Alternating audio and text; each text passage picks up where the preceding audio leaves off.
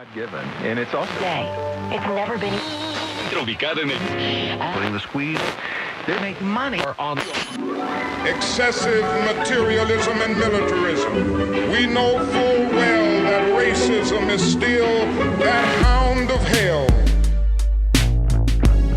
Sandie, nice to see you again.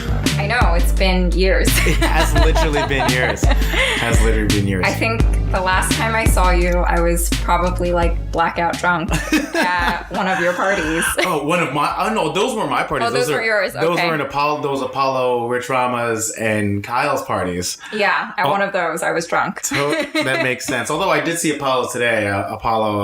We are working kind of close together over at MTV. He's there right now. So. Oh, I have also not seen Apollo for years. Oh, really? Yeah. I disappeared for a little bit. Not like in a. Oh my God, were you in the Upside Down or something? What happened? I basically was in the Upside Down. I went to drama school for 2 years. Did you now? That's really interesting. Yeah, I went to drama school for 2 years and I was like deeply sad the entire time because they they do this thing where they like break down all of your barriers and like your habits and everything. Yes. And make you into this raw nerve, basically. So like at the drop of a hat, anything now, I cry at everything. But yeah, I was just like, I can't go to parties anymore because it's too overwhelming and everything's too much. And it was like just a lot of work also and getting yelled at for 2 years straight. Oh, and I I'm just sure. stopped. I remember when I was at SVA, and I mean, it's not drama school for sure, but I mean, from an artistic perspective, this is their MFA program for illustration, and you're kind of, I think of it as this experience that allows you it gives you the gift to call yourself an artist, because before that you have super imposter syndrome, like I'm sure everyone else there did. Yeah. And afterwards you're like, oh, I'm an artist now. But when I was there, I remember I was also kind of a raw nerve because they do break you down and kind of boil you down to your artistic essence. With a variety of their asks and projects and like the way that they deal with you. And I remember one day I was sitting in my dorm room in Chelsea at the George Washington dorms, by the way, for anyone who knows that school. And I saw Ninja Turtles, of all things, the first movie from like 1989. And at the end, I just saw the end when they're like on the rooftop cheering after they just like killed the Shredder. I remember I started bawling and I was like, wow, whatever's happening right now is weird and fucked up, but I kind of dig it. Yeah, that was basically me. Yeah, so that's still you right now, though. It's still me right now. But yeah, so I was gone for 2 years. But yeah, I think that's how. And then I remember I saw you you invited me to this like party with my friend. And it was yes. What was that party? I don't know. I was given like a free tank top for a long time. And I wore it to the gym and people thought I played like... Rugby. I was like, lacrosse? Oh my God. Can I tell you about that party? That party was a party for Backline, which is a rugby brand that a good friend of mine, Rob Schnabel, owns and operates with his brother, and he just currently lives in the UK. And that was done at our friend Kareem Black's house, who's a great photographer. Also, he photographed all the Jersey Shore, because I know you love the Jersey Shore. So all the connection points are there. So one more human being in the mix. And that party almost got Kareem kicked out of his apartment. Hopefully I'm not talking too much out of school, but I remember the way that party escalated. It was supposed to be a kind of just like lookbook party situation where, they would have the clothes and then they would put it on quote unquote models. And they would just, be in the party environment, and then that would facilitate the energy. Right. And then it just turned into, let's just get more people, and then more people. And then they bring some other people, and those other people bring these other people. And it kind of, I think, trended that night among a certain group of human beings in New York, if you were into that like kind of like cool like hype beast culture. And that became kind of like a legendary party that night. So we witnessed something very, very interesting. Oh, that's cool. Well, I'm glad I went. Right before that party, though, I threw up on the sidewalk. Oh, did you really? Yeah, I was like super trashed from brunch. And well, you raged that day. every weekend. I think that was like one of the other reasons why I disappeared was I was just like, I was probably running away from something. I was just like blacking out every single weekend at brunch with my good friend Stacy, who I hope she doesn't listen to this and be like, oh my God, calling me out on blackouts. It's a phase. It's a phase in life. It is a phase. And now I'm like, I can only have one glass of wine and that's it. There you go. Well, hey, we all get older. Yeah. But I think that's why I love the Jersey Shore, because it reminds me of that time. Like and Mike, I loved it. Mike is really kind of, he's done a whole character turnaround. I feel like his personal arc is so interesting right now. It is. And I love him so much. Ronnie, not so much. Well, in the previous season. Family. Yeah, the reunion. First season of Family Vacation was very interesting to revisit the cast and the group again. But I guess it was the escape we all needed, according to the tagline. Yes. It literally... Like, do I sound too much like a company man right now? No. But I will say I'm not even like part of this company or like trying to get sponsor money. Okay. I will say I'm not a sponsor. Right. That it healed me. Did it really? It healed my... Like, okay, so I had class I had the one main acting class every Monday and Thursday evenings. And like... It was always the worst class ever because I'd always get ripped apart. My teacher was always yelling and like saying I'm like terrible at this. And like I was always like crying on the way home. But like every Thursday... They're just beating you in order to build you. Yeah, but every Thursday I would get home and watch the Jersey Shore and I'd be like healed. I'm just like, wow. Who cares? What about when Angelina came back? What were your thoughts then? I loved it because I was like, yes, more drama. Yes, I don't know why. Of course. I love the drama. I thought like Sammy would somehow... Am I the first guest that you've actually had a meaningful conversation about the Jersey Shore with? And I like want to keep talking about this because every time I bring up the Jersey Shore, everyone's just like, I don't know. Like, what is this brutish culture? Exactly. They're like, no, that's so embarrassing. Like, and no, I want to talk about real shit. I want to talk about fucking Mike, Ronnie, Angelina, Keto Guido. JWoww. Yeah, exactly. GTL all the way. Let's fucking do it. Oh my God. I love the Jersey Shore. So I was so excited that they're doing another season of the family reunion. Premieres tonight. Jersey Shore Family Vacation Part 2. Family Vacation, sorry. Yeah. It's a reunion. It's whatever. Yeah. It's like basically the same thing. But I was at the VMAs the other day and I saw The Situation in person. Yeah, he's definitely taller than me, but he looked pretty good. I was like, hey man, this guy's on top of it. And like we were saying before the mics turned on, Pauly D spun the after party, and he also does his Savage Saturdays parties at Harrah's in Atlantic City, which I kind of want to go to because I'm a bit of a disgusting person in my personal life. But I would go. Yeah, for. Totally. I went, here's some Jersey Shore facts about me. Go for it. Let's do it. In college, I went to the Shore House just to take a picture there. Did you? And I also went to Karma. Wow. And I remember I tried to take like this huge shot of tequila and I couldn't do it. And the hostess made fun of me. And I was like, no. And they were like all like, Jersey pride, and I felt myself having Jersey pride, even though I wasn't from there. But I was like, this is the best thing ever. No wonder they come to Karma. And it was just so fun. It was so trashy and fun. I want to go to Karma. I've never been. I do want to go to the Shore proper, although I was in Miami not too long ago for a vacation. And then in South Beach, just, strolling around. And went to Clevelander, where they were, which is basically your a real basic like outdoor party spot in Miami. And I was like, wow, this is so I'm here. I'm in the mix right now, and it's right around the corner for more MTV talk from the Wild and Out from Nick Cannon Presents Wild and Out sports bar. So it's only a few doors down, and at the Clevelander, it was.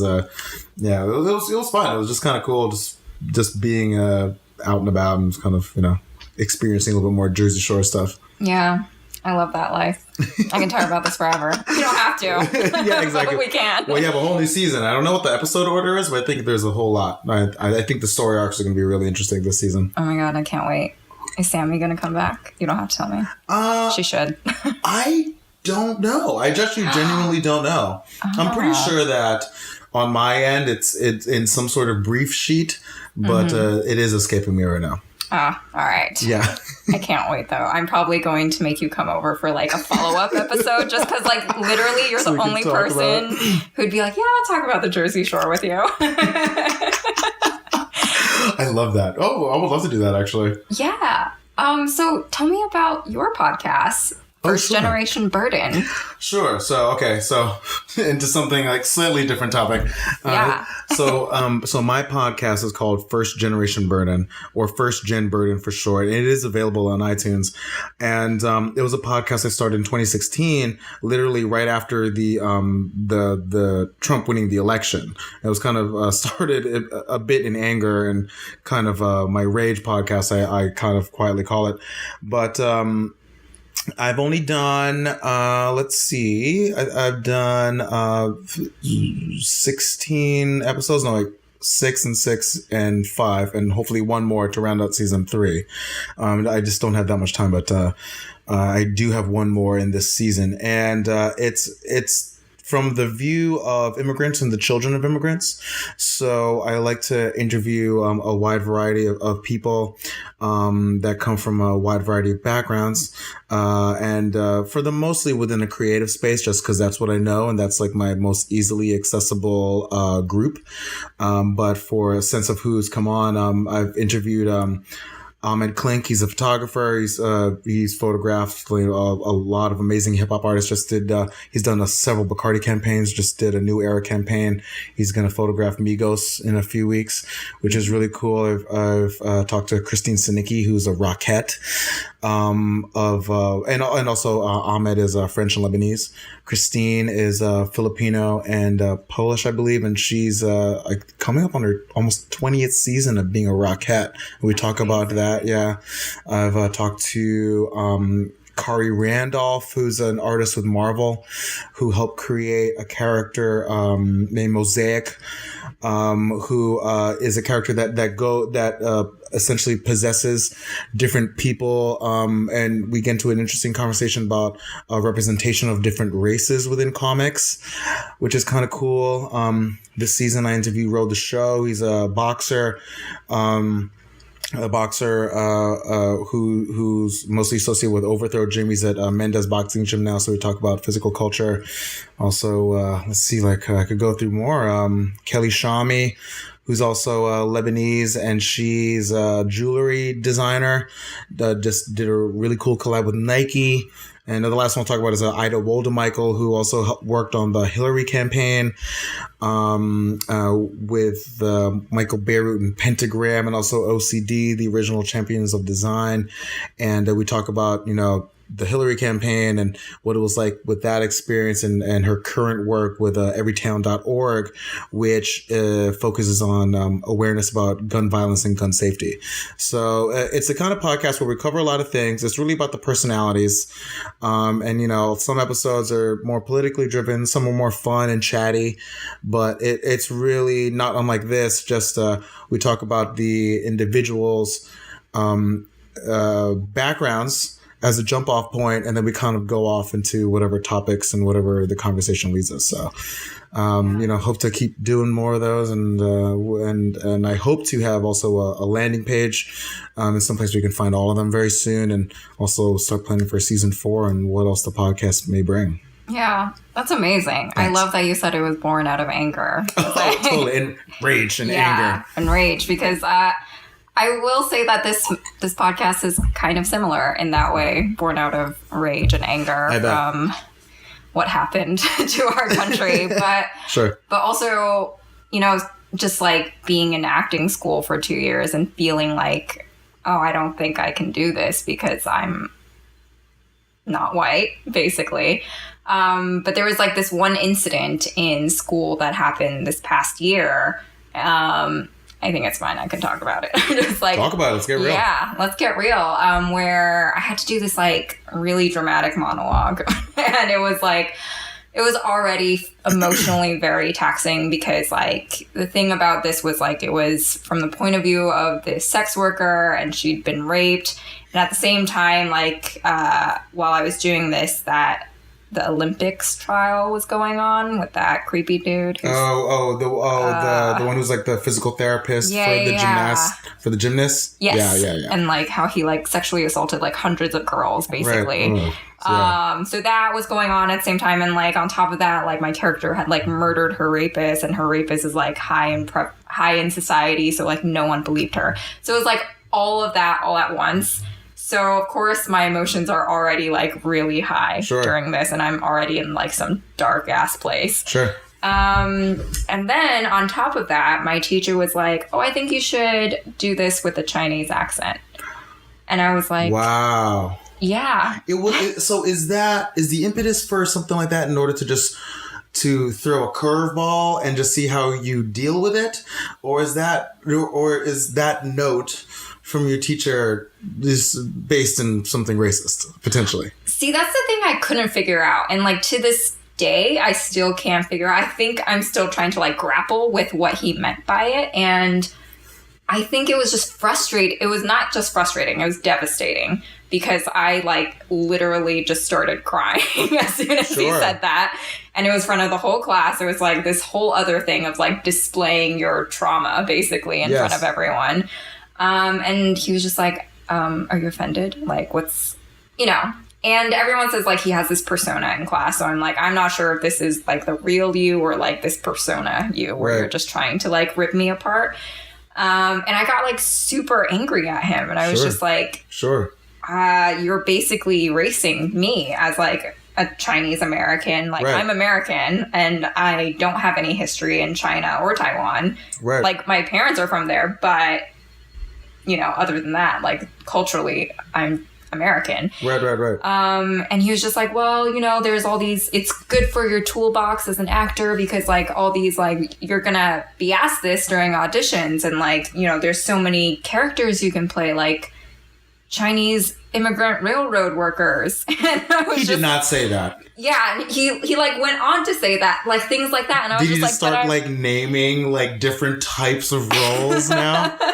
And I was just so angry, and I was just like, yeah, but, and I even said, I was just like, but if I do those roles, then like I'm nothing more than a chink to you people. And I said that, and like the class was like, oh my god. But that's a great moment for you. Yeah. In terms of rising up to the confrontation, yeah? Yeah, I couldn't really figure out if he was doing that on purpose so that it would get a rise out of me, or if he was genuinely like, this will be great for you when you audition. Right. Because I did end up learning a Chinese accent, and I like paid so much money to this guy who taught me a Chinese dialect too. Wow. Like I hired an accent coach basically who like specializes in different accents. And yeah, it was like so much money for like 3 sessions, and I wasn't even like there yet. But I almost did it to like prove a point, to be like, yeah, if I'm going to do a Chinese accent, I'm going to do it right. And I'm going not just like make a mockery out of it either. And do what I think is a Chinese accent. Wow. Do you feel like you benefited from learning the accent? Is that something that's actually in the toolkit now? I feel like it's still really hard for me to get there. Yeah. And I even told my dialect coach that. I was just like, I think there is a psychological block for me to get there. Like I get, like even during the one-on-one coaching sessions, I would get really emotional during it because I would feel like all that childhood trauma basically come up and be like, oh my God, this is me being an outsider again. And this is like all the time, like my parents would get made fun of, or like I would get made fun of. So it was just like all this trauma basically came up. So I'm glad I confronted it with like someone I felt safe with and someone who could like help me work through it and with like this technique. But that is wild. Yeah. So this podcast was also born out of this anger of like, there are other people of color who aren't just from different countries and who are from America and who've done things here too. Right. Oh, that's so interesting. That's cool. Yeah. And I really appreciate you for that. That's dope. Yeah. So should we get into I love that you brought out printouts. I know. I am a nerd and I brought printouts. I can't wait. Cool. So we just dip right in? Yeah, so who are we talking about today? So today we're talking about an individual named Pedro Flores.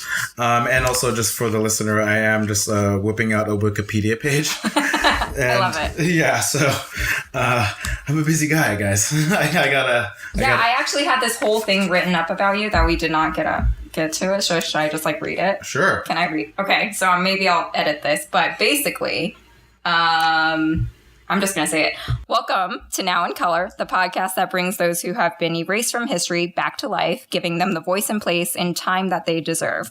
I'm your host, Sandie Chang, and today I'm joined by award-winning artist Rich too. Rich is an artist who has been featured in galleries in New York City, LA, Berlin, and Art Basel. He's worked with clients including the New York Times, the New Yorker, Nike, American Express, Hamilton the Musical, and so much more.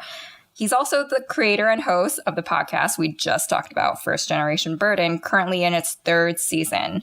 And now, today, we're going to be talking about Pedro Flores with Rich too. Nice. That is a solid intro. And you are way more organized than me on my podcast. I usually just record mine and then right before I just drop it on Monday, I'm just like, oh my God, how do I even intro this shit? Do you edit it yourself and everything or? Oh my God. Can I tell you? Yes, tell me. This is nerd talk, but I edit in GarageBand, and for season 3, I've gone so specific with my edits where I'm just chopping everything up and closing all the gaps in my files. And if I'm just breathing or if I'm giggling, I take out my giggles now. I just, you know what I mean? Wow. Yeah, I'm just really surgical this season. I don't know if the listener even gives a shit, to be quite honest, but also having been at MTV now for the past year or so, I'm just kind of how do I get this ship on point? So it's just the listening experience is long, continuous, even if there's a break in the conversation, because natural conversation doesn't always have a real flow. Yeah. Yeah. You know what I mean? If there's any sort of dead air, sometimes I'll just take out whole chunks now, just pop it right in. Because it can just be whatever it is, you know? Yeah, I'm also on a learning curve right now too. I just figured out how to edit out room tones. Oh, interesting. The hollow sound in this room. It's really hard, but yeah, I did it in one episode. Wow. And I still need to release the episode. It's so much work. I thought it was going to be one of those, yeah, whatever, I'll just put it up. Right. This has been months in the making. Oh, I bet. And I should just put one out.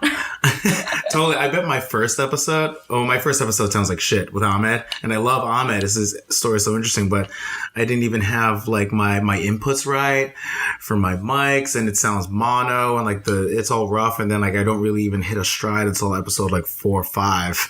Yeah. Do you know? It's hard. Yeah, it's hard because you want to sound perfect right from the get. Yeah. But I just kind of for me it became more about the release schedule and less about the being so nitpicky, and then my nitpickiness just evolves over time. Oh, maybe I need to learn that. I need to learn not to be super perfectionist about everything, because I feel I'm using that now as an excuse to not put out anything. Oh, really? I think it's about minimum viable product. Yeah. And then adjusting the product as you go along. Because then also it's the muscle memory of doing it. For me, even the muscle memory of my release. Sorry that we're not getting to Pedro Flores right now. Pedro can wait. Yeah, Pedro can wait. He's waited. He died in 1963. He can wait a couple more minutes. For me, it was the flow of very specific flow of dropping it on a Monday, even though I missed this Monday because of VMAs. So sorry, guys. Jersey Shore is really important. Yeah, Jersey Shore is very important, and everyone should tune in because we want that 2+ win. Yeah, exactly. I love it. And even on my Instagram feed, I wanted to make sure I did it for season 2 where all of my carousels hit one row. So I would just release on a Monday. I saw that. Yeah, and then it's image, and then the carousel at the end of the day has 6 that are always aligned in a row. Wow. So that's about personal accountability and making sure I got the shit out. Yeah. Because it was about getting it out. Because then I knew that I could adjust what my output was based on, having gotten past the checkpoint. You know, because you learn after every single release whether people are listening, like what are the numbers, and then maybe after one episode, for me it was just like, you know, because I want to have a variety of people. It's like, you know, I've done 2 males. I need a female here, or like I need someone that like this event just happened. I want to be able to comment on this event, or how do I, you know, Yeah. how do I be like kind of reactive to the things that are happening? Like even with my last episode with Bashana Carr, who's the ECD of AKA the agency, like they just won a Tony Award, or they've helped facilitate the Tony winning campaign for the band's visit for Best Musical. And also we end up like grading Space Force logos, you know? Yeah. Because we're both designers. And, you know, that's pretty topical. So I want to make sure that I get that out. Yeah. You know, and for this one, for the next one, I'm going to try to, you know, attach something else that's topical, and then close the chapter and think about like what are my learnings from this season and what can I do better in season 4, you know? See, you're so organized. I haven't even thought about these things. I'm just like, whoever will come to my living room, please come and talk about history. And history is really hard because I think that's like the barrier, basically, because as soon as people hear like, oh, I have to do research and it's history, they're like, I don't know. Well, see, that's where my disorganization comes in, because I'm really good at surface level, like appearance of like having my shit together. But then on the background, it's more of like I got Wikipedia printouts right here, guys. Yeah. And I was reading this on the train, so hopefully amazing. I can talk through it. I'm sure it'll be great. Yeah. So let's get into it. Cool. So Pedro Flores. So he's Filipino. He's a Filipino businessman. I'm just reading the first paragraph of this Wikipedia. He was born in April 26, 1896, and he died in December 1963. He was a Filipino businessman. Also, I'm Filipino, by the way, for the listeners. And he actually helped to popularize and commercialize the yo-yo in the United States. He patented also an innovation to the yo-yos where it used the loop instead of a knot around the axle of the yo-yo. And so it allowed for tricks like the ability for a yo-yo to sleep and also to walk the dog and all the things that make a yo-yo fun. And he was really interesting to me because when I was growing up, my dad and my parents, you know, they came from the Philippines, and I was born in the States in New Jersey. And my dad always have random facts, but one of them was like, a Filipino created the yo-yo. And I was like, what? That's ridiculous. And I literally didn't even look this up until you, Sandie, asked me to be on the podcast. So really? Yeah. So now I'm corroborating my dad's story from when I was a kid. Yeah, there you go. Yeah. So, and a little bit of background of the yo-yo too is that the yo-yo, it was used in Asia. It was used in Asia for a variety of reasons, or for just fun. It was essentially a toy. And no one really knows where it came from. There are talks of it potentially having been like more of a native weapon to get food, where you would tie like a string to a rock and sit in a tree, and then like you'd throw the rock at an animal below the tree, and then, you know, use the string to get it back so you can do multiple attempts. Oh, wow. Yeah, but that's kind of unfounded apparently. But there are reports that the yo-yo was used in China for dating a few centuries back. And then within the Philippines, the yo-yo, going back to my trusty Wikipedia, the yo-yo is Tagalog, which is the native language of the Philippines, or before it was just called Filipino, but it means come and go. So that's the origin of the name. And Pedro Flores, he was a pretty dope dude. He ended up partnering with Dunkin', which was the commercial company that essentially widely marketed the yo-yo within the United States. So Dunkin' is the company that still exists today, I presume. And Pedro Flores, he was a G from California, Santa Barbara. Yeah, and do you know, maybe you don't know because you printed out a Wikipedia page. I was going to ask, do you know why he came from the Philippines? I'm also reading the Wikipedia page. Oh, sure. From the Philippines to the United States. Was Sure. it for school reasons? It doesn't say actually. Well, he was born in the Philippines. Well, he was born in Vintar, Ilocos Norte, in the Philippines. I apologize that I have no idea where that is. But he did come to the United States in 1915, and he attended the High School of Commerce in San Francisco from 1919 to 1920. So I'm just conjecturing here that if he came here, I guess when he was 12 or 13, probably came with his parents. I don't know exactly what the circumstances would have been from a Filipino to American immigration in that time, you know? So that's a little bit lost to me, to be quite honest. But the fact that he landed in San Francisco, was a major port at the time, and also studied law in California at Berkeley, must have meant that he had money. So I'm presuming that his family had means. Also, they came to the States from the Philippines at that time. And then he also had enough money to drop out of school, apparently, because this guy this guy didn't give a shit. He was living wild. And he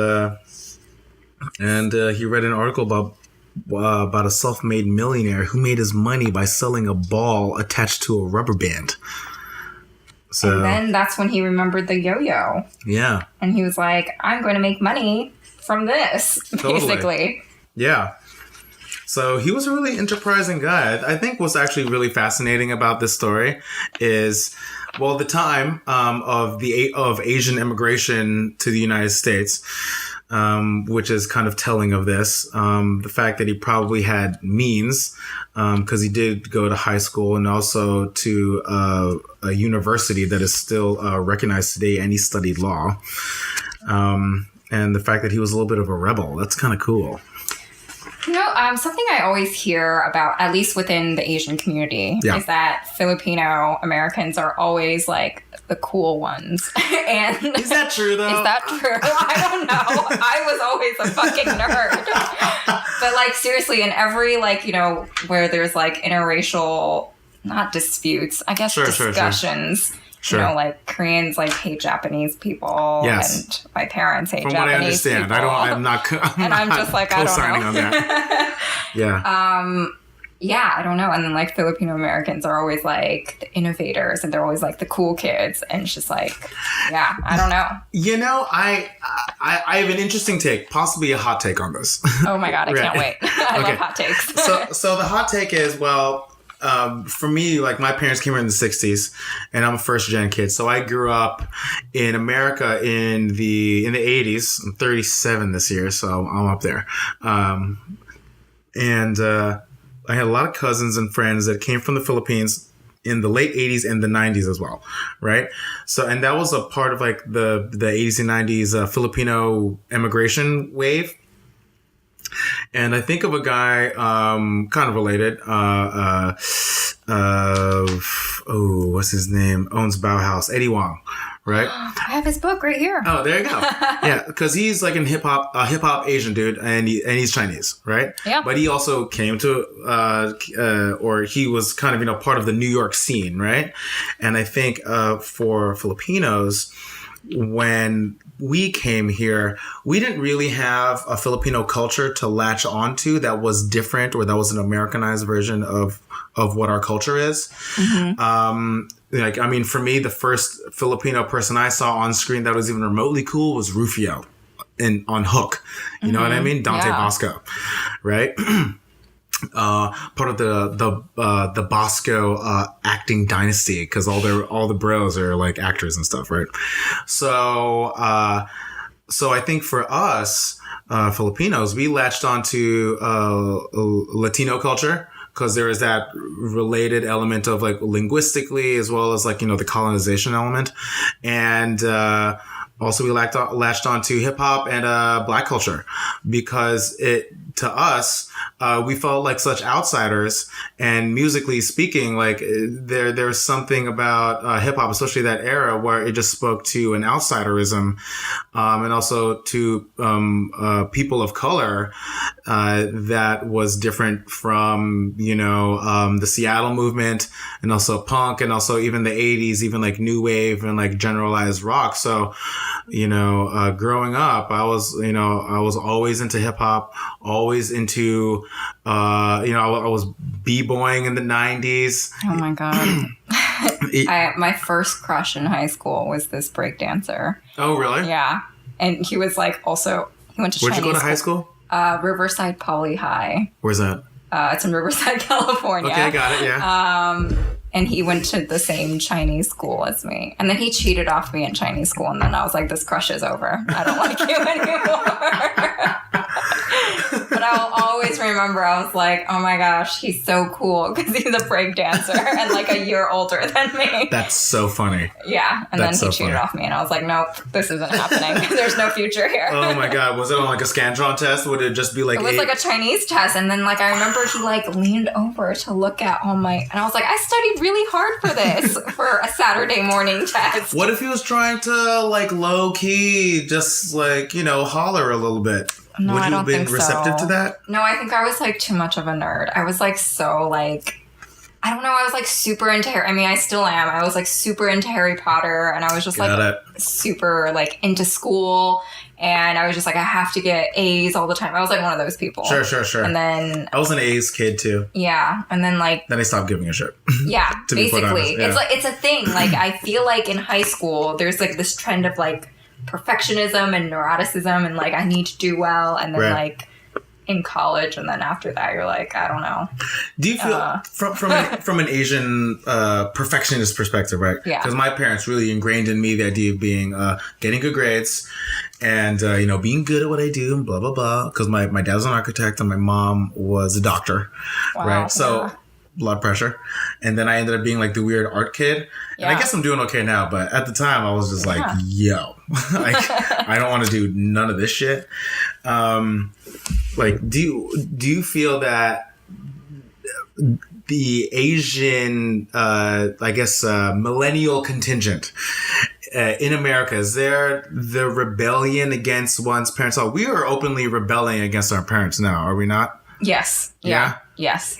My parents are, well, the weird thing is my parents were never like tiger parents. They were very much like, they wanted me to do well in school, but they like, I remember like a few months ago, actually, my dad was like, do you remember that time you cried over a B+ on your math test? And he was like, and I thought you were crazy. Wow. Like my parents were like, you need to calm down. But I was like, I had no chill in high school. I was like, I have to get A's. I don't know where it came from too. Right. And I think that is what therapy is for. It's just like, where did that come from? When'd you get over the need to get A's? I think in college. And then I was just like, oh, I guess I'm here now. So. Right. Did you ever fail a class in college? You ever failed a class? I never failed a class in college, although I almost failed. And this is embarrassing. I almost failed. It was a pass-fail class, and it was a wines class senior year. A wines class? Yeah, where you had to learn about wine, basically. Wow. And it was like an excuse to get drunk. They would pass around wine bottles, and you'd be like, oh, and how do you fail that? You get drunk? It was actually so hard because the test was things like, what is like grassy flavored and like from this country? And I'm like, I don't know. Oh. A white? What kind of white? Oh, so what are you going to become? A sommelier afterwards? Yeah. There's like, because... was your professor a sommelier? I don't know what he... Because, sommeliers, they got to walk around with like big medallions to indicate that they're sommeliers. Then he did not have that medallion. But like, it was like for the science of wine too. Got it. But it was like in the hospitality school. Got it. It was like the hotel and hospitality school. But every senior would take that class because they're like, oh, it's pass-fail and like you can get drunk. So it's really cool. But yeah, I almost failed that class because it was super hard. And I was like, damn, I suck at this.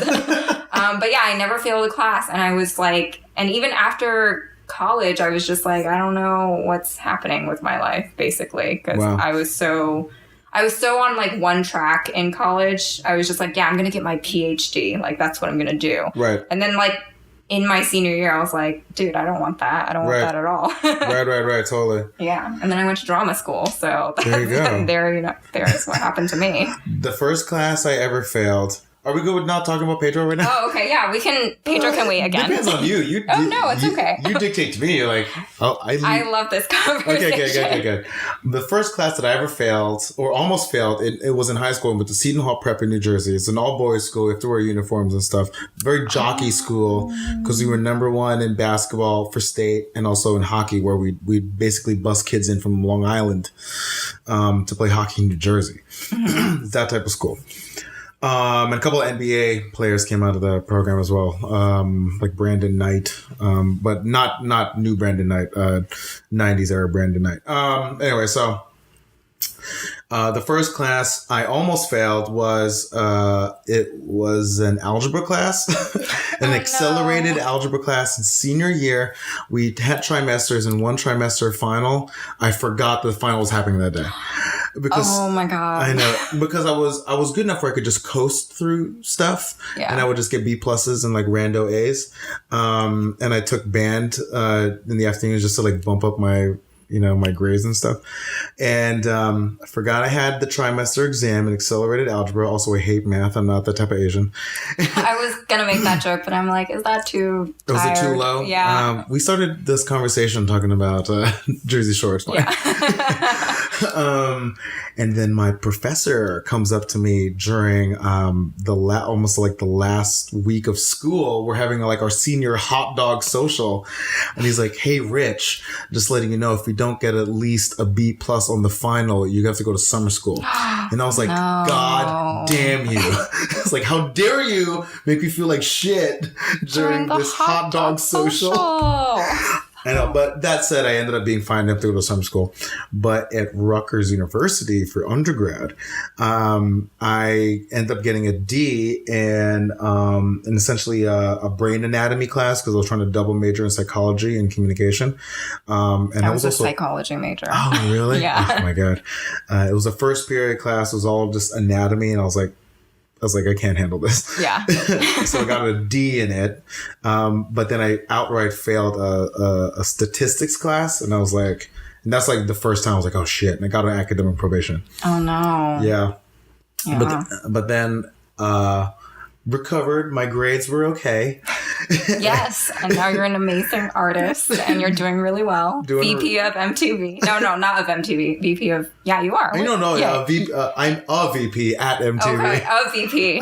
Yeah, there you go. Glorified middle management, essentially, was what it is. That's still pretty good. You got to work on a lot of cool stuff. Totally. Yeah. Yeah, but I don't know where do you think that pressure comes from for you? Where did it come from?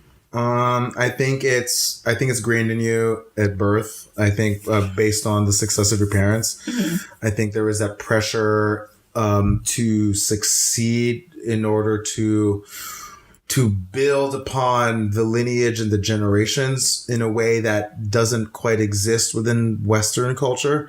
Their thought of the evolutionary line is different from a Western thought of the evolutionary line. I think the Western thought of the evolution of a genetic line is about accumulation.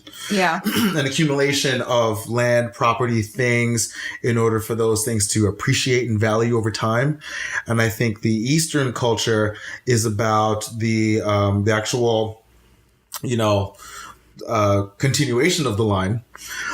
And also the thought that accumulation of knowledge will help you provide success, downstream. Yeah. And I think that the knowledge is, still ingrained in book smarts, for lack of a better term. And then when you're an immigrant too, and your parents came from back home, they came here, there's the extra guilt of my parents sacrificed everything to come here. Yeah. And my dad and my mom, they met here, but they both came here because their fathers had died, and they'd send money back home. My dad was the youngest of 9 kids. My mom was the oldest of 10 kids. Wow. Yeah, so, I'm thinking, like, I can't fuck that up. Yeah. And my dad became an architect, and my mom was a doctor after they came back from the Philippines, like, dirt poor. Like, shit. I can't be the one to mess up, like, their hard work. So I don't necessarily subscribe to the Eastern thought of what success is, but I do subscribe to the thought of, wanting to honor what the sacrifice was. So that's kind of where that comes to me. And it's not something that I didn't even realize that when I was younger. I was probably like some asshole, like, American teenager, watching my rap videos. but now I do think about it quite a lot, and how to, honor them. I don't know what your take on it is. Yeah, I think it's, at least for me, it is like, it's born out of a lot of guilt. Sure. Oh, guilt is massive. And also, I'm Catholic, so I was born Catholic anyway. I'm not religious now, but it's all that Catholic guilt. Yeah. Shit. And like, at least in Chinese culture, there's like a lot of filial piety. I'm sure there's like some version of that in Filipino culture too. And you want to describe what that is? Oh, yes. For those who do not know, it is basically, you have to honor everything your parents say. Your parents are the gods, basically, and it goes to extremes, at least with my family. Oh, why that? It's like crazy. And every time, I remember every single fight my mom and I have had was basically about this filial piety thing of like me being too Americanized. And I'm just like, you're living in like some Qing dynasty era, and I would always retort back with that, and I was, because my mom would say things like, and not every Chinese person's like this, but my mom would say things like, oh, you shouldn't be so smart because then like men won't want to marry you, and I'm no, I don't care if a man doesn't want to marry me. So growing up, it was like that, and like I almost feel like my way of escaping that was to just be as smart as I can, basically, and to like not have like a man take over my life. But I don't think she's not really like that anymore. Probably because she can tell that I just don't listen to her, and I feel bad. But I just You were born here? Yeah, I was born in California. Got it. And when did your parents get here? They came here in the early 80s. Got it. Yeah. Got it. With my brother. My brother was also born here in California too. Wow. So yeah. Huh, are they currently retired? Are they? Yeah, they just hang out with my nephew. Also, they're just busy being grandparents. Yeah, and talk shit all the time.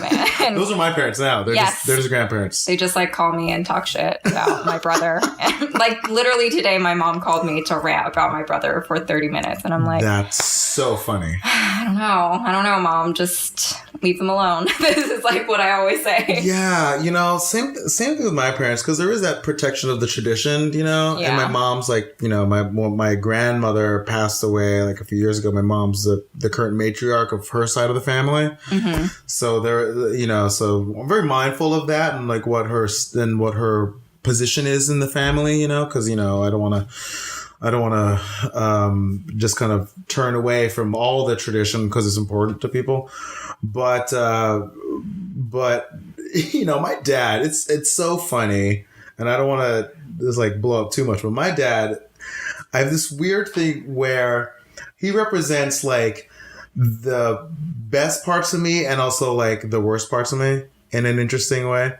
Because he came here and he was a bit of a carouser when he came to the States. Is that even a word? I have no idea. I can insinuate what it means. Yeah, totally. So,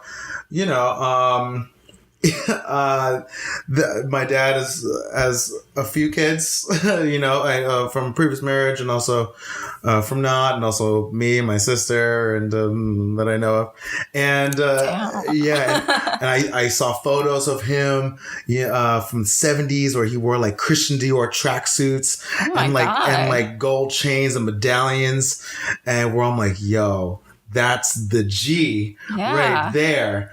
And then later just became an old Asian guy. And now I'm just oh man. I feel like I'm slowly just turning into my dad. Like an old Asian guy or like a cool, like, no. Well, carouser? no, definitely not the carouser part. But like where I wear jewelry, like I wear chains and I care about that stuff. And I think it also goes into the world of like, even like religion, iconography, and what it means to stunt as a person of color, because I think people of color are so rooted in religion. My parents were so religious. I remember when I was a kid, we'd go to Queens to pray the rosary in the park with a group of, with like a massive group of people. It's like it was part of the ritual. My parents go to church every weekend. Yeah. Massive part of us growing up. So I look at I look at the Migos. Or I look at Migos, right? And they love chains, they love their gold, and they rep it super hard. They're from Atlanta, and even down south, religious iconography is so important because that shows what it means to have something. Yeah. And even for like a Western culture currently, there is kind of the renouncement of wealth, and to say that wealth isn't an indicator of having something. But for immigrants, because typically you grow up poor, you grow up with nothing. But you go to church, and church, it was where like you see wealth. It just becomes something that you end up connecting to success. So man, I look at my dad, I'm just like, you were a G, I want to be a G, and how do I land on that but the 2018 version? You know what I'm saying? Yeah. That's really interesting that you bring that up, because like you bring up a lot of like hip hop culture and like religion, but also you're Asian and from like the Asian community. Totally. And right now there's like so much I don't know if you are part of these conversations, but there's so much conversation I'm on the online board, so I don't know. about like how Asian Americans appropriate Black culture. Yes. And I'm wondering what your stance is on that. I'm torn. Totally. Well, I am also torn. I think that it's tough. If I were to compartmentalize the conversation and use another example, like Iggy Azalea. There was a conversation that Iggy Azalea appropriates hip hop culture because she's from Australia and doesn't have comes from a different background. I think also the thing is that she speaks with an Australian accent, but then she doesn't rap with an Australian accent. You know what I mean? But there was all the accoutrement of hip hop culture that she puts on, and she gets flack for it. I'm neither here nor there on that. And I'm not even going to comment on what that is, but that's just an example. I think for Asians, I feel that it's complicated. To further compartmentalize, not that I'm trying to dodge the question, but if I were to say from a dance culture perspective, something like breakdancing. There have been Asian breakdancers and also Asian dancers within hip hop culture where we are sitting on the stage, we're dancing on the stage with the artist for years. Then the second that an Asian performer is in front of the stage, then all of a sudden a conversation happens. And also, from a pride perspective, I do feel pride that Asians can contribute to musical culture in a way that's meaningful, and also adds to the repertoire of what an Asian individual can contribute within musical culture. Like Bruno Mars was producing tracks for years. But when it comes to appropriating hip hop and let's say someone like Rich Chigga, who's changed his name to Brian. Oh, yeah. Rich Brian, yeah. Rich Brian. I do feel that's problematic. Yes. Because that's deeply problematic to me because you're overlooking what makes you're overlooking an important and troublesome part of your name that is a call to a very painful part of African American culture and history. Yeah. I think there are proper ways to engage within the culture as an Asian American for sure, but to diminish what an Asian individual can contribute into the culture, I think is also wrong. Yeah. You know, yeah, it's tough. Like, you look at even someone like Chad Hugo from NERD. Oh, you know, like he's a producer and he partners with Pharrell, and those two have, you know, he's been contributing hits, you know, since the 90s. Is he problematic? I don't think he is. Yeah. So for me, the issue becomes, so we're backstage and you don't have a problem, but then when we're on stage and we have the mic in front of us and all of a sudden there is the problem. I would engage deeper in the conversation on that level. Yeah. You know, and see why the problems exist, or what people's issues are. Yeah. I mean, I've been talking about this a lot, especially with Asian Americans. For sure. I think the issue is that a lot of Asian Americans, for the most part, were just invisible. And yes. And I think now, hopefully with Crazy Rich Asians and all these like mainstream Asian American films coming out, like that visibility will get there. But I think at first it can be a little jarring because we've been so invisible for so long. Yeah, I agree. Yeah, I'm very torn on the subject, and I thought your answer was actually very great. I was just like, cool. Yeah, I was just like, I don't know how I feel about it. I'm torn. But even from a hip hop perspective, hip hop was created in the Bronx in the 70s through like a multicultural lens of Latinos and African Americans and even Caucasians, you know, through party culture post gang culture. There's a really great documentary called Rubble Kings about gang culture in the 60s in New York, where there were competing gangs in New York City within the boroughs, not unlike, you know, hip hop crews. I guess one would make the analogous connection. And there was, you know, and that was growing within the tensions of New York, where the city was going to explode. And then there became a truce in the 70s, facilitated by, I'm forgetting the individual's name, but the documentary like really highlights it. The truce happened, and it was kind of like loosely based, The Warriors, the film, was loosely based on what that was. Yeah. So after the truce, then people could actually start hanging out again as multicultural groups. And then that's when party culture escalated. And then the non-physical confrontational element of hip hop through MC culture and also dance and b-boy culture was born out of the idea of, let's not be gangs and kill each other again. Let's just do this in a smarter way where we can actually all have fun. So, you know, obviously, hip hop still exists in multiple forms, you know, across, you know, a wide variety of racial groups around the world. The current lens, of course, is, you know, through, you know, current artists like, you know, A$AP Crew or, you know, Travis Scott, you know, Drake, and primarily African American through the musical lens.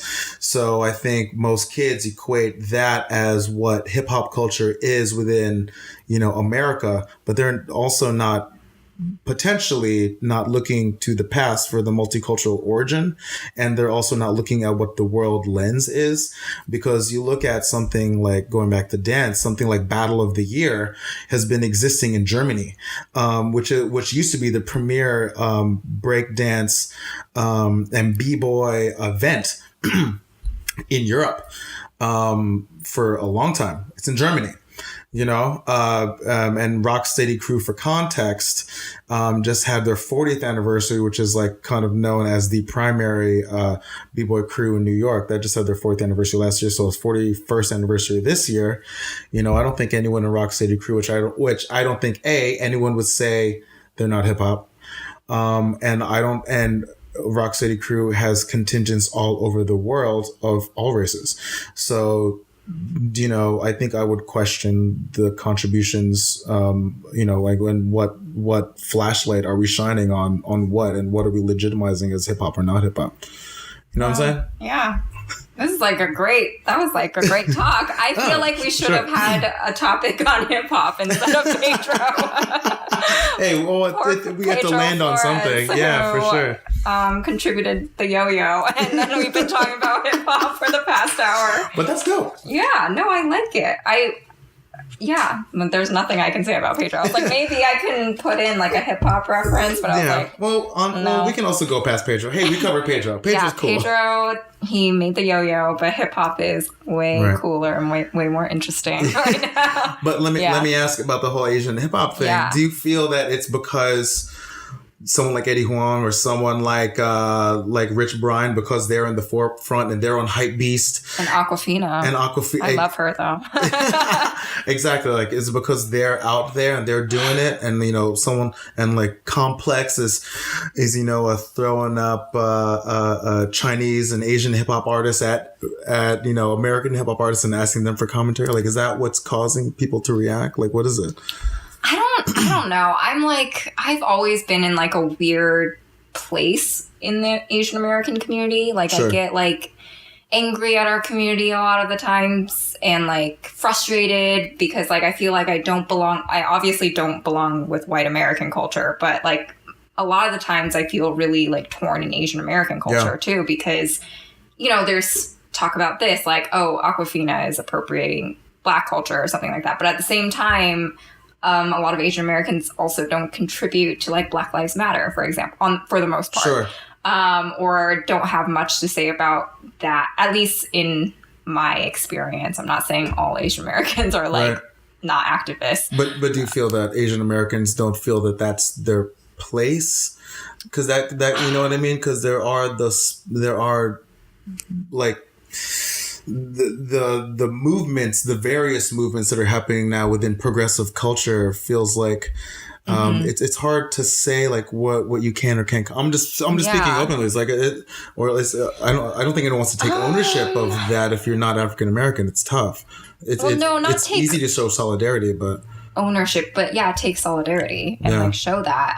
But whenever I have conversations about it, it's usually, at least in the past, it has been like, well, there's also the LA riots and like Black Americans like, tore up all these shops in Koreatown, which is valid, which is true. But also a Korean shop owner shot like a little Black girl as well, during that time. Which is also true. Yeah. So it's I don't know where I was going with this. It's just frustrating because I do feel like for the most part, at least in my experiences, I keep saying that because I'm like, I don't want to generalize, but basically that there is this like, this almost like this belief that we're just as good as like white supremacy. Like we're almost there. So if like, I feel like Asian Americans have like bought into the model minority belief almost. Sure. Like we are the better quote unquote minority. Right. And that's what makes me so angry and frustrated because I don't believe that at all, but Yeah, I mean, I don't think we should ever prescribe to the model minority because that's not true, because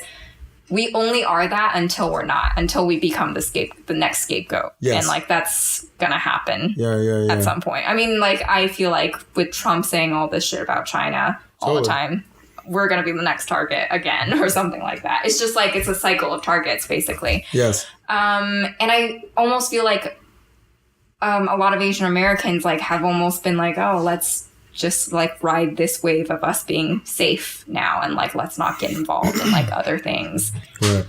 I don't know where I was going with that, but I get really frustrated with the Asian American community is what I'm saying. Well, to that point, I mean, look, not to speak ill of Asians, but I think that when a lot of, there's an immigrant mentality of isolationism. Yeah. And that not wanting to be involved because you probably came from a homeland that, you overtly wanted to leave. Yeah. So like, why get in trouble in your new home?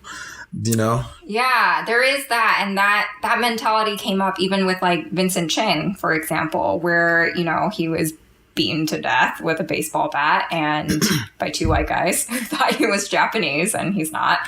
And they got away with it. And like, even then, like during that whole period, like the Chinese community was like, oh, let's not get involved until like all these activists were like, no, like we have to take a stand. And that's like when almost like Chinese American civil rights started was like through his death. Right. But also there's an Asian trust of the government as well, whether it's wrong or not.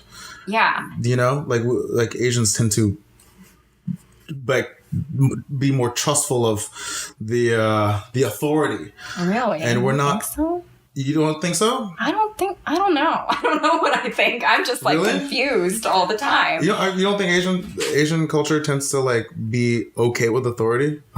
Well, I know no, they're because like there's like that South Korean president and they like protested. There's like this massive protest and then she like recently stepped down and she's gonna go to prison now. Sure. Okay. There's Actually, not maybe too. I'm. And like in Hong Kong too. I don't know. Maybe No, Asian maybe- American. I don't know. No, you're probably right. Actually, I take that back. Though. Yeah. I do think though that to your previous point though, Asian Americans tend to fall in line. Yeah. You know, within a line of some sort. Yeah. Whether it's their own or not. Yeah, I don't know. Yeah, it's just I met a lot of like quote unquote woke Asians too. It's just like few and far between, or Right. maybe I'm not looking in the right places. Right. So Do you feel like it's a representation thing too? Because there are no Asians in media. So Yeah. like, when you see Asians in media, they're always subservient. They're always the best friend. And they're never like in the front and center where you can actually even overtly have a thought on them. yeah, You know, like, so you're always thinking like, okay, you're in the background. So you're just in support of this other bigger character. who's usually a white person. Who's usually a white person, exactly. Yeah. And when you are the head of the narrative, it's usually within the compartment of an Asian context, like say Mulan or something. You know what I mean? I'm excited for Mulan to Oh, come the out. live Mulan? Yeah, totally. Yeah. Oh, I'm stoked on that too. Look. Yeah. I was going to try to sing some lyrics, but they were escaping me. But no, I think the advent of Crazy Rich Asians is interesting because I think it also challenges the idea of what an Asian American is. Yeah, for sure. You know? And it also puts a difference between Asian American and Asians. Totally. And I think Asian Americans and Asians tend to get lumped together. They do, yeah. And we are not. Based on just ignorance, I feel. Yeah. And misinformation. Yeah. And I do hope with more representative media and films coming out that maybe I won't feel as torn and feel as frustrated with our community. Because I Right. do feel like I've been to like a lot of, I'm sure you've been to like a lot of events in New York City with like Asian Americans. And like I've been to like a lot of talks with like Asian American artists. And yeah, I just get frustrated after every event. I'm just like, this isn't what I'm looking for. Oh, really? Yeah. Yeah, I don't. For me, I was always pushing against. To be honest, I was pushing against my Asianness for a long time, or specifically my Filipino-ness for a long time, because I always felt it compartmentalized me, and it would, I don't know, people would like put me in a box. But then, as of late, I've really openly embraced it, mostly because I found new comfort in who I am, and like I feel very comfortable in my own skin as of late. Yeah. So I feel like displaying who I am or like representing my culture through my personal comfort now is just a stronger look, because I used to think that like Filipinos specifically were like we were corny, and that we were like a bunch of like laughing, singing, dancing, karaoke singing, like cheese balls. I love all those things. Oh, really? Yeah. I love those things too. Totally. I'm at Sing Sing. I feel you. Oh my God, I love Sing Sing. I've actually had a very troublesome Asian encounter at Sing Sing. Why? What happened? So my fiance Ali, who you met, Yes. Yeah. So she's Korean. Yeah. I'm Filipino, which is a combination that rarely ever happens. Mm-hmm. Ali Wong. How she has like the whole fancy Asian, jungle Asian Yes. thing. It's like there's definitely a fancy Asian and jungle Asian dynamic with that. And Sing Sing, I believe the elements of the ownership are Korean, right? And I love Sing Sing, by the way. I've been there in the past. I've been there since this incident, and I give zero shits. But me and a bunch of friends had a room in the back, right? We're singing our hearts out, loving every minute of it, and then I'm going to pay. I'm paying for the room, right? And then as the crew's walking out, And so I pay for the room, and I'm walking away. And then one of the employees working there, who's I think like helping clean up or helping tidy up the spot, he goes to Allie and he says like he points with his head. He's like, Filipino, pointing to me. He's like, yeah, and she's like, yeah, and he's like Korean, pointing to her. He's like, yeah. Then he spits on the floor. Yeah, I know. Oh my God. I know. And then Allie, she's like, what the fuck? And then she doesn't tell me until we're like blocks away, because she knew that I would have like gone wild. Yeah. Yeah, I would have gone apeshit. And I would have at least demanded a refund. When I told her, I was just like, you know what? There would have been a financial gain out of this. Maybe like the physical confrontation probably would be like the less beneficial part. But yeah, you know, it's interesting the Asian dynamics even among other Asians. Oh my God, yeah, That's also another frustrating part about our community. I just get that we just hate each other. Yeah, we hate each other. There's no reasons. I think that's the theme of it, is just there's no like community or real solidarity, like just even among each other. Right, totally. But yeah, I think that's why I'm just so frustrated with us. Like, why can't we just band together and like do a Crazy Rich Asians all the time? I know. I think you find it with other minority groups as well. I know within the West Indies, there's there are conversations among like those smaller nations, and also the like even like within Latin culture. It's like, it's I don't know what it is about people of color where we just do want to show, we want to be a part of it, or we want to like, be part of the bigger thing, be part of the bigger conversation, but we still want to maintain our own personalness, and that it creates these little divides, Yeah. So we're just not perfect, basically. Yeah. To the point of like you and Allie being an interracial couple and having problems, I definitely also have those problems as well, because I am dating a white man. Gotcha. Yeah. And I have been with this person forever, and he's the love of my life and everything. But there's still so many issues when other people see us. And it's still like a huge topic of like, oh, is it because he has yellow fever? And then like even to this, that's the worst term, isn't it? Yeah. And I like still like think, and it like hits some like doubts in me too. And it shouldn't, where I'm just like, oh my God, maybe there is a thing like yellow fever. And like, and then like, oh, the people online and in these communities too, where I've had my profile picture been taken and like been like mass sent on these like Asian message boards where they're like, this woman is a race traitor, and it's usually by like men. Get out. Yeah.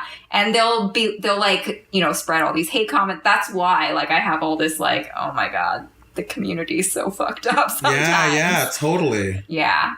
Wow.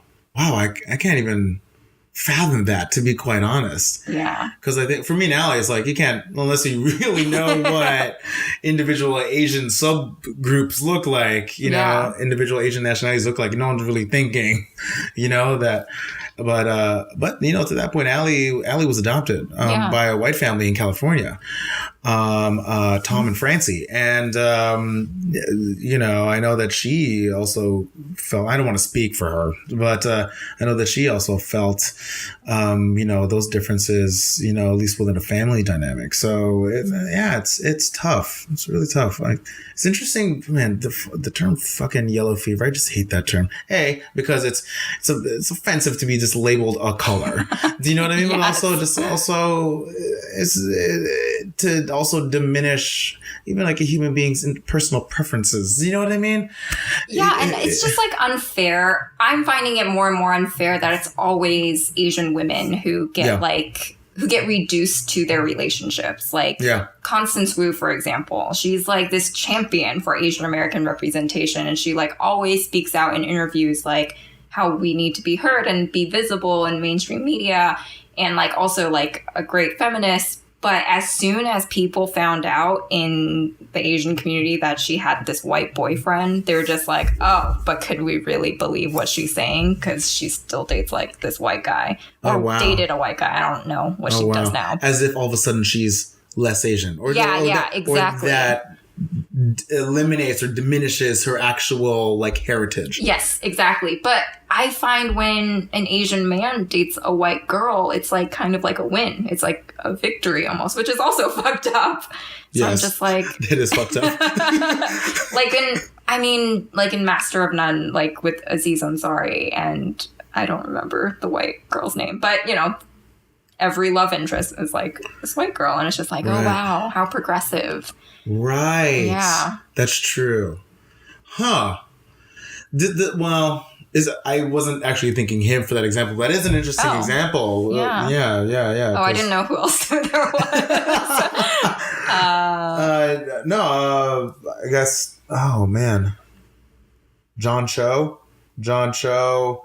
in Harold and Kumar. Like the love interest in Harold and Kumar. Oh yeah. Cause I don't think she was Caucasian. I think she was Hispanic, maybe, or Latina. I might be misremembering the film. Oh yeah, I don't remember the film. To be completely honest, but yeah. But in his new movie, Searching, it's an all Asian family. Is it really? Yeah. Oh, that's cool. But it's like it looks like a thriller or drama. So that's kind of cool too. Yeah. Actually. And he's leading, so. That's tight. I'm really excited to see it. Who do you think came out better, Harold or Kumar? The actors. I think they're like on the same playing field. You think so? Because Kumar he did Superman Returns.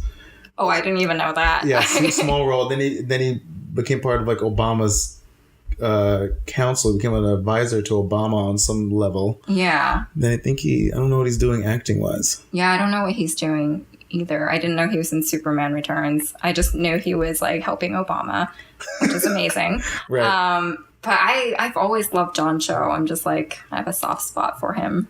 I don't know, I just have a soft spot for all Asians who are like making it basically. I'm just like, good job helping us get through. Yeah. You know what's actually done the best for Asian culture? I'm not gonna lie.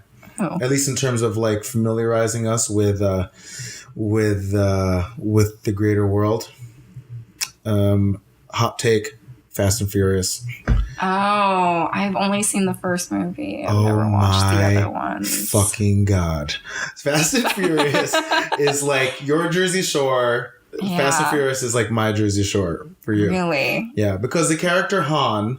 Yeah. Well, because also the director is Asian. Oh. And his name I forget. The Rock too. Is he in that? He's yes. Yes. And he's Samoan and African American. And there was a character, the actor who played Han, and who ended up going out with Gal Gadot in the series. Oh. Yeah, and also the idea of like, race culture. My brother was still super into racing. Right. Yeah.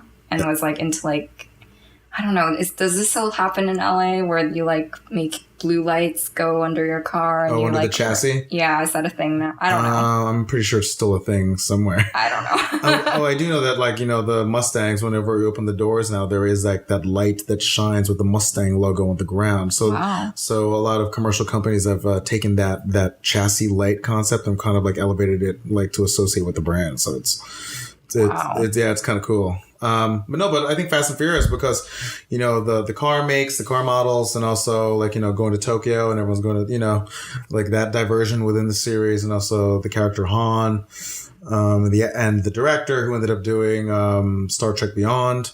And you know what I mean? Mm-hmm. And the one who ended up, doing Fast 8, who's also Asian and did the I think the Conjuring series too, came from horror.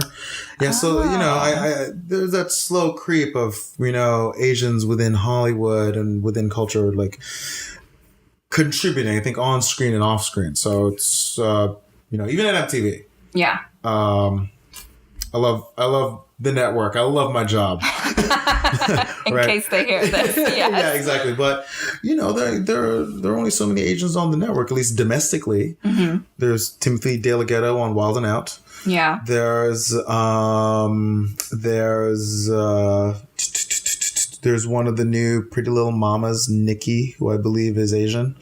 And also there was one of the correspondents for news, Gabby, and Amy Fan, who was on TRL for a while. She was a DJ. Mm-hmm. Let's see. I mean, of course, like within Real Worlds, but otherwise, it's hard to find, few and far between. Yeah. Even on the network, seeking that representation. So, I sit in some of these board meetings, and I'm looking around. I'm like, I'm the only one that looks like me here. Yeah. You feel me? So. Do you feel like you in those board meetings? Do you feel compelled to make decisions that are much more representative? Or are you more like, oh, I don't want to be that person always pulling the race card or whatever? Well, speaking very truthfully, you're constantly teetering a line. My goal is to look out for the brand. Mm-hmm. And I care about the brand. Do you know what I mean? And that's most of what my job is. When it comes to representation, there is also that for sure. And when I can speak educatedly and make an educated decision based on representation, I will skew towards that decision. And like a lot of those decisions are, there's oversight above me. So if it doesn't trickle down, then, there's only so much one can do. But when I'm in the position to make a call, and I feel that it's right, because of some cultural awareness that I am specially privy to, I am empowered to make the call. Yeah. Do you know what I mean? Yeah. So yeah, I hope that answers the question. Yeah, it totally does. I think it's important because I feel like people of color just also need to also be in the room where it happens, so to speak. Totally, yeah. So that we can make decisions like this. Yeah, for sure. Both behind and in front of the camera, because most of the time the decision is made behind the camera and in the casting directors, if we're talking about film. And in agencies too, I'm sure there's a lot of decisions like that. Right. I will say though, within a creative culture, it's never been cooler to be an Asian individual and creative than right now.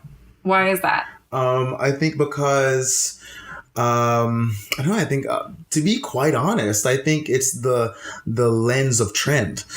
The lens of trend, I think, culturally speaking, you look at, I'm thinking within a fashion world, because I worked at Nike for a couple of years. We were always looking at what Asia was doing, like Seoul, Tokyo, and also Hong Kong. And a lot of those markets, because there was an emerging market, financially speaking, and also the fashion was so interesting and so new. And also there was this lens, there was this thought of familiarity and the thought that this feels familiar and kind of American or Western, but through an Eastern lens, but then also mixed in with all these other cultural views, because the flashlight of trend had started to shine there. Yeah. So I think that there are a lot of trendsetters that are looking to Asia specifically, because obviously the conversation's hot. Looking to also it is beneficial that China has a lot of money. Do you know what I mean? Yes. A lot of money. Yeah. So I think that drives the conversation. So people are going to talk about it. I mean, that's why a lot of films are being produced by China now. Absolutely. That's really heartening to hear, though. Yeah, that is. Yeah. It is. Because, for the longest time, you feel like, at least for me, feels like Asians were never, cool, basically. Totally. Yeah, growing up, you're just like, oh, no, we're, the weirdos, basically. Right. I grew up in a super white community, so that's also why too. As an Asian person within the film community and within that world right now, right? Oh yeah, Like I have so much anxiety. oh yeah, I bet actually. And there's a thought about film and how films are watered down because they have to cater to a non-English speaking market, right? Mm-hmm. So I'm conflicted, and I'd love to know your thought.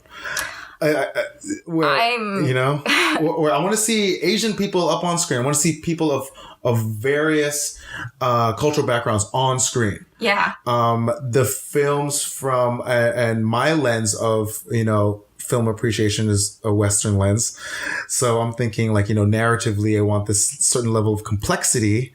Mm-hmm. But I'm not. I don't know if I'm gonna get The Godfather while I'm watching my Fast and Furious film. Do you know what I mean? Yeah. I know exactly what you mean. I think that's why I've been, I graduated like in June. Yeah, in June. And like all my classmates are like, yeah, I'm going to get headshots and I'm going to start like hustling and auditioning. And I've just been like in this like weird limbo of like anxiety basically, right. Because I just feel like I don't trust anyone anymore. Oh, sure. Yeah, I just like... the industry is short. I don't really believe in advice, but can I give a little bit of advice? Oh, yeah. Go for it. My only thought about that being in an industry and also having been in television, in the television industry for a little over a year, hardcore, and also being in a creative industry where you were also likewise judged, and where there were I started out as an illustrator, for like newspapers. So that imagine like that's a small window of opportunity right there. Yeah. But the one thing that I've felt and I've come to realize over time is that I've benefited when I've been an individual that says yes to the universe, and mm-hmm. I'm okay with being very task oriented in the beginning, kind of like just doing a thing. Yeah. And then as I've slowly, done more and accomplished more and jumped into different types of fires with an evolved mindset every single time. I realized that the opportunities where I've taken the most risk are the ones where I have, where you won't really know it's coming, but then when it happens, I've seized it, then it can be life changing. Yeah. But it's also the ones that require the most sacrifice. I remember I was at AKA, an agency that does primarily entertainment branding for Broadway. Worked a lot, like, got to be on sets with like, Cuba Gooding Jr. and like Vanessa Williams and like, Alan Cumming and stuff. And that was really cool.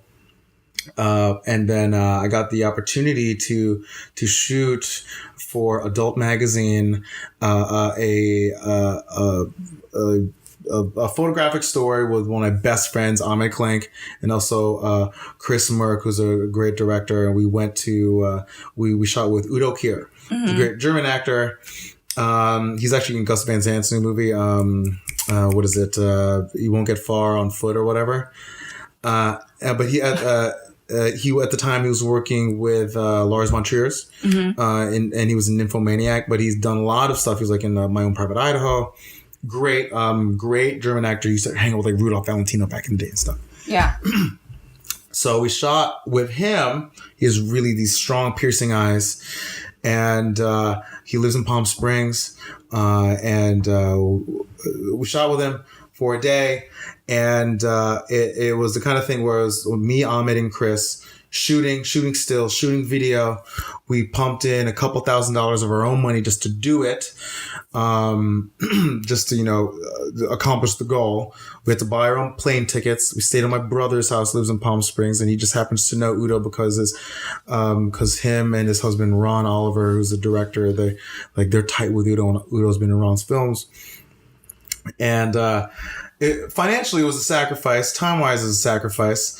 But it ended up changing kind of the trajectory of my and Ahmed's, possibly Chris's career too, where Ahmed was able to show range because he shot, this actor who had, depth to him, who has depth to him. And there was a new element of legitimacy to him. It evolved my portfolio because it showed an elevated part of my skill set. And also, I could take other credits like as an art director and also as a producer because I pitched in money and also conceptualized the whole thing. And then, we get to say we shot with Udo, this amazing actor who a lot of people are like, oh, that guy. He was in Ace Ventura. He's like, we're on set. He's doing lines from Ace Ventura to us. Mm-hmm. He was in Blade. He's like doing lines from Blade. I'm like nerding out. I'm like, yo, I'm with this dude right now. And you get a great story out of it. So, then those opportunities are the ones where you can take true ownership, but the sacrifice is going to happen. Like that's where it's going to be in it. And it wasn't even about like the self-conscious element of all of it. Like it had to disappear because it was about like accomplishing the goal and just evolving. So like shifted my brain chemistry, shifted everyone's brain chemistry. Yeah. Yeah. So I don't know if that even relates to you. No, but it's a cool story. Yeah. No, I get it. I totally understand that. It's like one of those things where I just have to do it. Yeah, totally. And it's like getting over this like hump of like, being afraid basically. Yeah, and I think I've been in this like, at least this summer has been like, oh, I'm just going to do this podcast. And like, I just need to like hide a little longer because I'm like. How much therapy is this podcast for you? It's like so much. It's so good because like, I think for me, it was like, again, it was born out of anger and it was like, of course, people of color exist. Like we exist in America. We've contributed more than like railroads, I guess. Right. Yep. Glad you said that. We do more than build iPhones. Yes, exactly. And yeah, I think I just need to get over this like hump of like, I'm afraid, but yeah, I just have to do it. Yeah, totally. And it has been really encouraging and inspiring seeing films like Crazy Rich Asians and Searching coming out, and also this like really fucking cute Netflix movie To All the Boys I've Loved Before. I'm like obsessed. I've seen that. I saw it. Did you what did you think? I thought it was good. I like that actress. Cute. She played Jubilee in X-Men Apocalypse. Yeah. It was good. It was a teen drama. Allie was watching it. I was on my computer. I was on my laptop eating French fries. But I liked it. I will admit that I struggled a bit with the material. I mean, yeah, it's like for 12-year-olds, and I was just like, oh my God, totally. Love is real. But I did love seeing the point of view where the fact that she was Asian was more just a fact. Yeah. And, it was not. And everything started story. Past that. Yeah. Do you know what I mean? And also I know Allie related to the parental some parental elements too. So no, it's cool because it's the new family dynamic. Yeah. Yeah. And I appreciate films like that coming out. It's like it's so encouraging because, again, back to your other point, it shows that we could do more than Fast and Furious, basically. Totally. But also, Asians aren't allowed to emote. Yeah. In American film. Oh, yeah. And we have emotions. Yeah. I feel like shit right now. Really? No, I'm just kidding. I was just about to say, like, this podcast always, like, gets, like, it turns, like, really sad because it, like, talks about the state of America, basically. No, but that's why it has to exist. Because also at the end of the day, you don't even know if people give a shit about you until you let them know you exist. Don't you want to at least get an idea of whether someone like loves or hates you? I'm like, do you know? I'm going to tell you something. I have like this fear of fame too. Oh. Like a huge fear. I was just talking about it with my friend because she's also a writer, and like we're both like scared of the internet and like the drag culture of the internet. Sure. And the drag culture, like dragging one down, or like dragging people for like things they've said in the past.